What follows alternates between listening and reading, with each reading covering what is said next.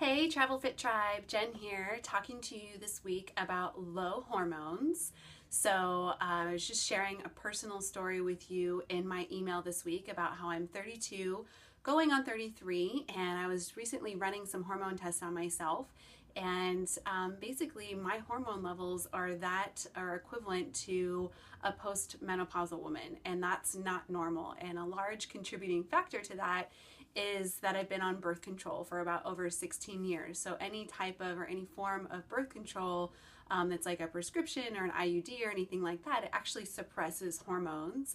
And that chronic suppression of hormones can then lead to further hormone imbalance and all different kinds of issues later on down the road that our doctors aren't usually talking to us about, or we're not researching on our own before maybe we start taking a prescription like that. So that's one point that I wanted to get across to you guys, is that if you're thinking about, going on a prescription medication of any sort, like you really want to be researching and looking into like what are the long-term side effects potentially of this prescription or pill that I'm going to be taking for a long period of time.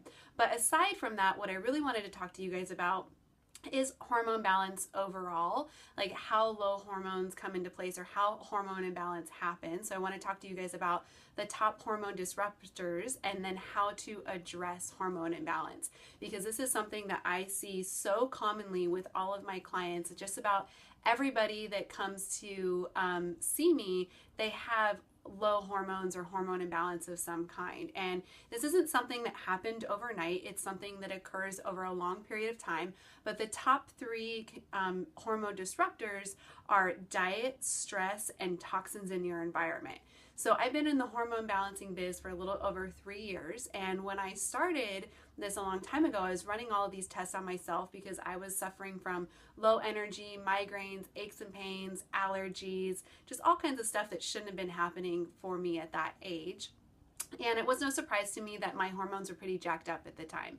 So I did a lot of work to rebalance them, and they were feeling great within a matter of weeks and a matter of months. I was feeling super awesome.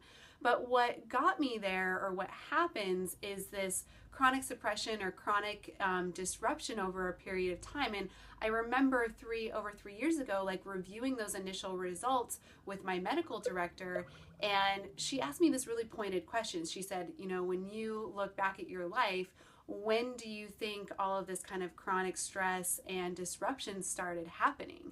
And I told her, I think probably second grade.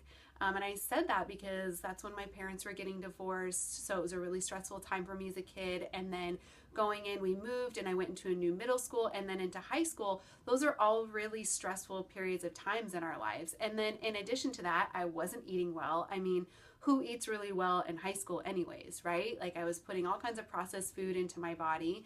And there was probably a lot of toxins in my environment that I wasn't aware of.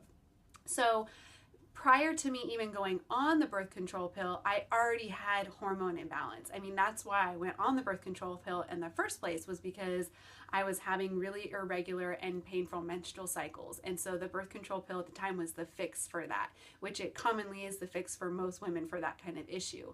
But in reality, that hormone imbalance that I was experiencing at the age of 16 as a teenager was a result of, the disruptors of diet, stress, and toxins in my lifestyle at the time. And like I said, I could kind of date some of that stuff back to maybe second grade when my life started to get a little bit more stressful. And then moving into middle school and high school, I really wasn't eating as well as I, should have been. And then on top of that, toxins. So this can be going on in your environment now. These are the things that I look at when I work with clients: is what does your diet look like? What kind of stress are you under? And what kind of toxins are in your environment? And I would even say that there's a fourth thing in there, which would be sleep. We always look at sleep too. So how do you address it? Well, essentially you fix your hormones by fixing your health. And that means that you need to look at your diet. So one of the number one things that I have people do is start cutting out inflammatory foods, because those inflammatory foods are causing hormone disruption in themselves, on top of they're causing gut dysfunction, which then leads to hormone imbalance. Also cutting out processed foods that have a lot of chemicals, like those chemicals or toxins are also known as obesogens, or Hormone disruptors, so specific chemicals in our food, like if you're eating processed foods or eating out of plastics, can actually disrupt your hormones. And then the other things, how do you address it is with rest. So making sure that you're getting enough rest. If your hormones are already out of balance and disrupted, then if you're just trying to barrel through and push through it and continue working out the same way that you are and continue working as many hours as you are, that's just going to suppress those hormones even more. So you kind of need to take a step back and just give yourself some rest, maybe reduce the intensity of your workouts and start to be mindful of how much work you're doing and how much stress you're putting on yourself. And making sure that you're making enough time to sleep. So stress is the third thing, and reducing or how you address hormone imbalance. So we had diet, rest, and stress. Those are the top three things that you can do to help restore hormone balance. And also, if you're like me and you've made a choice to be on birth control or to take a hormone replacement therapy of some type, or maybe you're taking another prescription medication that can suppress hormones or cause disruption internally with your bodily systems, then what you want to do is make sure that you're putting all the other things in place to help lessen the effects of that. So diet, rest, and stress. So those are my three main hormone disruptors and the ways to address them. And then also for you guys, what I have is a little free download. So if you can click on the link below, you can download a free hormone traits test so you can look at your hormones specifically.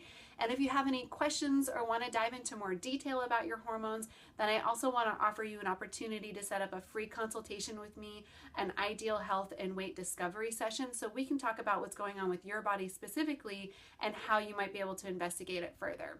So go ahead and check out those links below, or go back to the email where you clicked on this video and check out those free resources that I have for you. Let me know if you have any questions, and have a great rest of your week, you guys. I'll see you next week.